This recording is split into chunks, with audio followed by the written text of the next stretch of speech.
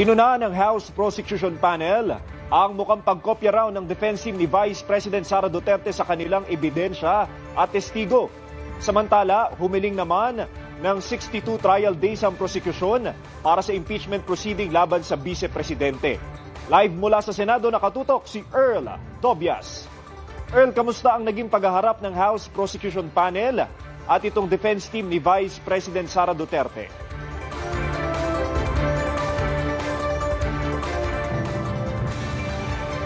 Yes, Gab, kanina nagkaroon tayo ng pagkakataon na pumasok mismo dyan sa kwarto kung saan nangyayari yung pagmamarka ng ebidensya na parehong inilalatag ng prosecution team at ng defense team. Katotohanan lang, Gab, walang kahit na anong tensyon na mararamdaman doon sa kwarto at makikita rin sa aking ulat ngayon na nag-uusap nga in a civil manner, no? Maayos yung diskusyon ng parehong panig. Katunayan, Gab, ngayon din, yung nabanggit mo patungkol dyan sa pagkakwestiyon ng prosekusyon, kung bakit halos lahat ng kanilang testigo ay parang kinopya raw ng VP Defense Team.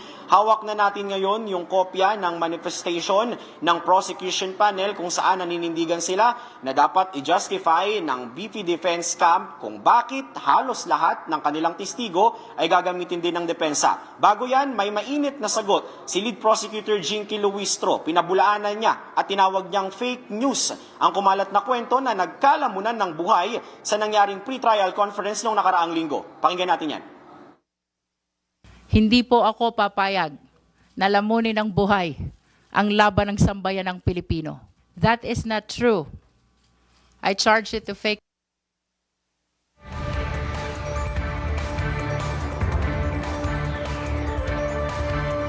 Gab, kanina kanya-kanyang bulto ng dokumento ang dala ng parehong panig.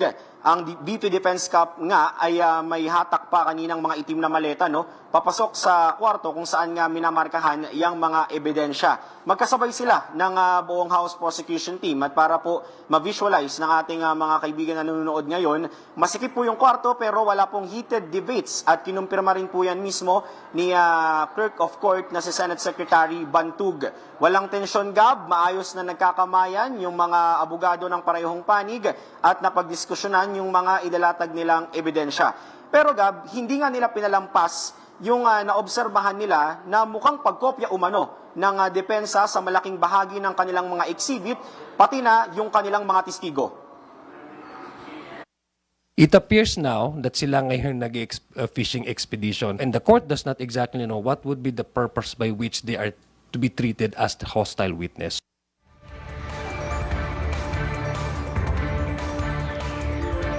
Kaya, Gab, yung hawak natin na papel kanina, yung pinag-uusapan natin ngayon lang, kine-question o hinihiling ng buong House Prosecution Panel na ipag-utos ng Senate Impeachment Court na sumunod ang VP Defense Camp sa direktiba na dapat ma-justify nila kung bakit witness din nila ang mga kaparehong testigo na galing sa prosecution.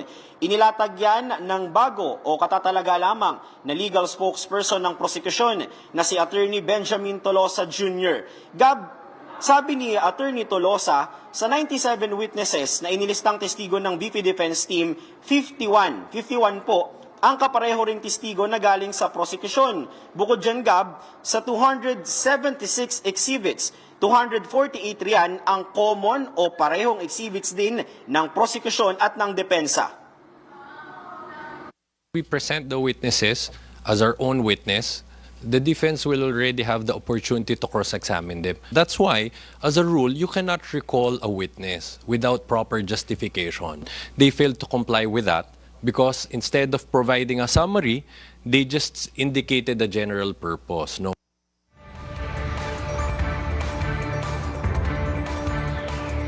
Gab, sa usaping trial proper, 62 trial dates ang nire-request ng prosecution, habang 30 trial dates naman ang inihingi ng depensa. Medyo magkalayo ang agwat.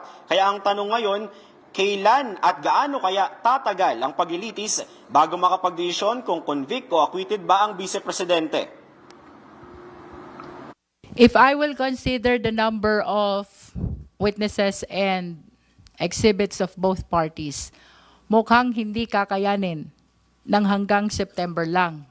So it will be the impeachment court who will have the final say kung ilan ang trial dates na ipagkakaloob sa prosecution In the same way, kung ilan ang trial dates na ipagkakaloob sa depensa.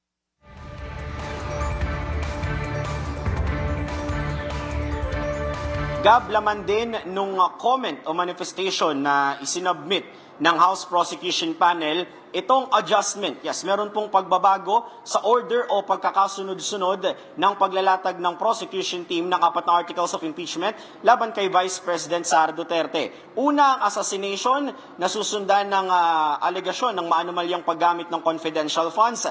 Natutukuran naman ng umano'y bribery na nangyari sa DepEd noong si VP Sara ang sekretarya nito, at final blow na o yun na, ang kanilang closing salvo, yung unexplained wealth o yung alegasyon ng hindi magkatugmang yaman ng Vice Presidente kung ikukumpara sa mga hindi niya dinisclose at dinisclose niya sa kanyang salin. Yan muna, Gab, balik muna sa inyo. Maraming salamat, Earl Tobias.